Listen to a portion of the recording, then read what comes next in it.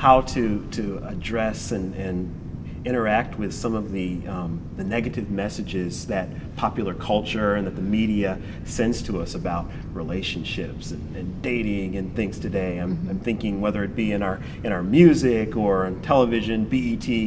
How do you speak to folks, just providing practical advice for sort of navigating a lot of the mess that's out there?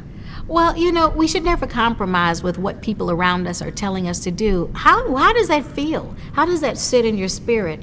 Never argue with your spirit, because that's where God gives us our instructions, And I find that a lot of people, when they hear things over and over again, they become just as desensitized and they begin to buy into the lie in increments. So my whole thing is, what are you watching? What are you setting before your eyes? Job said, I will set no evil thing before my eyes. It's interesting. I was just having a conversation with someone else who said that they now have chosen what they watch on television, what they listen to, in light of the commandments. Wow. And I thought that was really powerful. Is this person lying? Then I don't need to watch that, because if I keep watching it, to me, a lie is going to become acceptable. Is this person stealing? Is this person in adultery? Whatever it is, if it violates a command of God, I don't need to celebrate that by watching it and considering it entertainment. God is not entertained by it. And the more I entertain it, it becomes a part of me. Entertain leads to entwinement. In a sense. And so we have to decide what our standard is and stick to it. And like Elijah realized as God spoke to him in the mountain, you're not the only one. I've reserved 7,000 others that believe the same way you do and are living their life the same way. Because I think what happens is the enemy tries to isolate us and make us feel odd. Well, we are called to be a peculiar people, so we are supposed to be just a little different.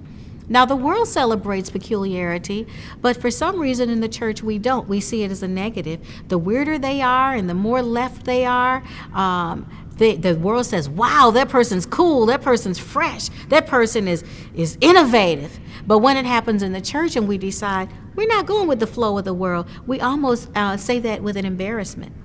Well, how about making the way we live and what God has said cool and fresh and innovative and on the edge? I mean, I like being controversial.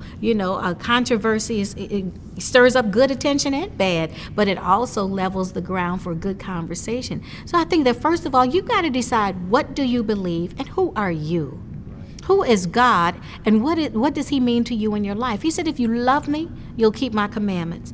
My conversation begins and ends there. My love relationship with God prohibits me from doing things that grieve his heart.